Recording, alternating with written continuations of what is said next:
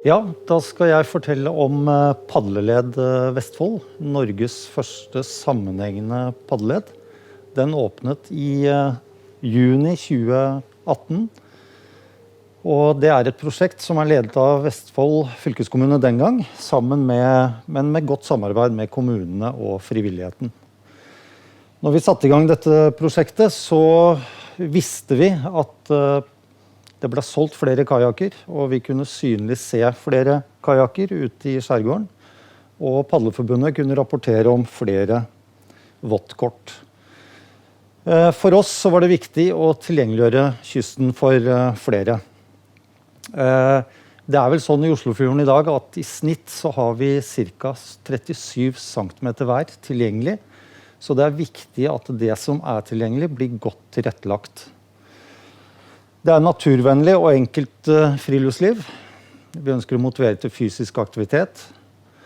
Og så det dette med bruk av kysten større deler av året. Det jo sånn her at i juli så det ganske fullt. Men både vår og høst så det god plass her ute, og vi ser at padlerne veldig flinke til å bruke skuldersesongen. Og nå har vi også flere og flere helårspadlere faktisk. Så det dette med å øke sikkerheten for de mykeste trafikantene. Vi tror at med kart og god skilting så vil vi føre padlerne utenom hovedleden for fritidsbåter og så videre, og vil øke sikkerheten. Styrke reiselivet, det blir på en måte at det offentlige vi sørge for infrastrukturen, og så tror vi at vi får flere tilreisende, vi får flere overnattingsdøgn. Så det vil helt klart også styrke reiselivet i dette prosjektet. Hva trenger padlerne å vite? Det allerede før vi startet prosjektet, så det masse som tilrettelagt, men det aldri gjort en jobb for å samle all informasjon. Det som kom tidlig opp i dette prosjektet vi etablerte først en referansegruppe fra padlemiljø. Og parkering viser seg å være veldig viktig. Du må nesten være lokalkjent for å vite hvor du kan sette bilen, hvor det greit å få ut kajakken, hvor det ferskvann, påfyll av proviant, hvor finner vi det? Og en del sånne ting som vi måtte merke i kartet. Og videre, ulike overnattingsmuligheter, rasteplasser, gode steder å gå i land, bålplasser, og dette også med søppelstativer. Det lite plass i en kajak, så det å vite hvor man kan kvitte seg med søppel underveis også veldig viktig. I arbeidet, så når kartleggingen var ferdig, vi hadde kvalitetssjekket alt dette, så var det å finne turene. Og her brukte vi frivilligheten og padlemiljø. De måtte dele med oss hvor de gode padlerutene. Når den jobben var gjort, så skulle alle turene graderes. Og det en risikoanalyse, altså en ROS-analyse, og en gradering som man kan kjenne igjen i for eksempel slalombakken, med grønt, rødt, svart. Samtidig med det så var det viktig å synliggjøre farer, altså strømforhold, nyttetrafikk og andre ting som padlerne må være obs på. Så gjennom dette prosjektet, hvilke produkter har vi da til padlerne? Gjennom prosjektet så kom vi frem til 28 utvalgte parkeringsplasser. Det vil si hovedparkeringsplasser, altså store, gode parkeringsplasser med alle de fasilitetene som en kajakpadler trenger for å dra ut på tur. Her satte vi opp et infoskilt på disse plassene, som viser et stort oversiktskart, og med flere turforslag da ut fra denne plassen. En del nyttig informasjon, informasjon ferd nasjonalpark, padlevettregler og forklaring på symbolbruken i kartene. Dette også på en måte inspirasjon. Det mange som ser disse skiltene, og kanskje vil ved en senere anledning prøve seg på en kajakktur. Med 28 parkeringsplasser og turforslag ut fra de, så fikk vi til sammen 93 turforslag.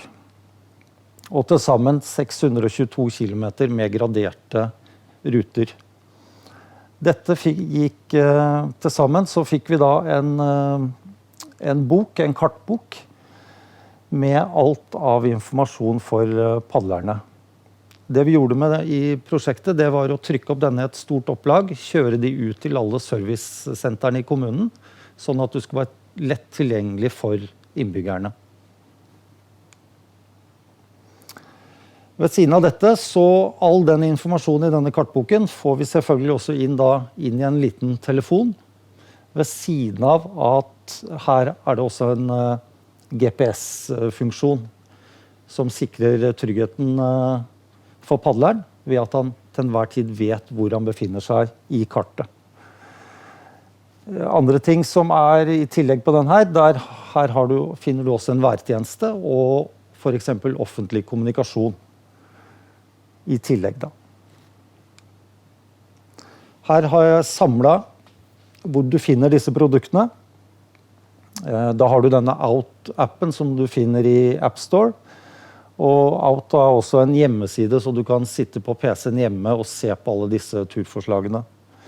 Kartboka, den begynner å bli tømt ute hos servicesentrene, men vi har lagt ut en digital kartbok på hjemmesiden.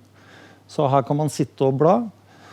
Og så det sånn, når du sitter og blar i den boka, og du finner en tur du har lyst til å gjøre, så kan du gå på hjemmesiden, og så skrive ut en PDF-fil, et ark med de turene du ønsker. Vi har også en samleside for padlehukene, der du kan se hvor de ulike padlehukene plassert. Da kommer vi inn på det med padlehuker. Som et prosjekt i prosjektet så ønsket vi å tilrettelegge for enkel overnatting, bespisning og ly for vind og regn. Og en ekstra på en måte en signatur på prosjektet. Og da hadde vi en arkitektkonkurranse.